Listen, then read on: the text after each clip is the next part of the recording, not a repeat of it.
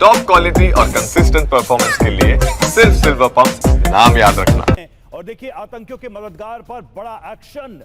हिरासत में 80 overground workers लिए गए। घाटी में हिरासत में लिए गए आतंकियों के मददगार। तो बड़ी जानकारी ये सामने आ रही कि 80 ओवरग्राउंड वर्कर्स उनको हिरासत में लिया गया है बड़ी संख्या में। जैसा जितेंद्र बता रहे थे कि हिरासत में लेकर अभी भी पूछताछ चल रही है। विपिन चौबे हमारे साथ श्रीनगर से इस वक्त जुड़े हुए। विपिन, हम समझना चाहेंगे एक तो ये कि सिक्योरिटी के अरेंजमेंट्स में बड़े बदलाव क्या हुए हैं, और जिस टूल किट का जिक्र लगातार सामने आ रहा है उसमें जो भी तरीका या ओवरग्राउंड वर्कर्स का जिक्र है वो बात अब सामने आ रही है कि अपने लोकल नेटवर्क ओवरग्राउंड वर्कर्स की मदद से इस कायरतापूर्ण हमले को अंजाम दिया आतंकियों ने।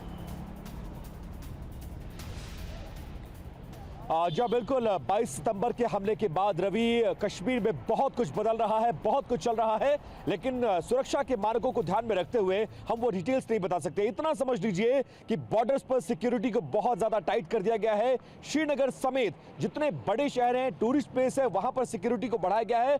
अलर्ट पर है आर्मी, और इसके अलावा सीमाओं पर चौकसी बढ़ाई गई है। इसके अलावा जिन ग्राउंड वर्कर्स की आप बात कर रहे हैं, ये हकीकत है कि जो आतंकी भारत की सीमा में दाखिल हुए वो लगभग 15 से 20 दिन पहले उन्होंने रेकी की है, और इस दौरान उन्हें लोकल सपोर्ट मिला है। वो लोकल सपोर्ट कौन से थे, किन्होंने अपने घर में उनको पनाह दी, किन्होंने खाने पीने की व्यवस्था की, पैसे की व्यवस्था कहां से, हथियार कहां से आए, और उसके बाद कैसे उन्होंने रेकी की, इन तमाम कड़ियों को जोड़ना सुरक्षा एजेंसियों के लिए एक बहुत बड़ी चुनौती है। यही वजह है कि उन ग्राउंड वर्कर्स तक पहुंचने की कोशिश की जा रही है जो उनके मददगार के तौर पर कश्मीर में सामने आए थे, जिनकी बदौलत इस हमले को अंजाम दिया गया। और न सिर्फ आतंकियों को ढेर किया जाएगा, बल्कि उनकी जो रीढ़ की हड्डी है, ग्राउंड वर्कर्स, लोकल सपोर्ट, उनको आइडेंटिफिकेशन करना, अरेस्टिंग करना और उनका इलाज करना, तीनों को लेकर सुरक्षा एजेंसियां बहुत ज्यादा अलर्ट हैं, और एक एक करके उनके मददगारों तक पहुंचने की कोशिश भी की जा रही है। जी बहुत बड़ी जानकारी है विपिन, और सबसे बड़ा फोकस इस वक्त जांच एजेंसियों का यह है कि जो लोकल वर्कर्स वहां पर काम कर रहे थे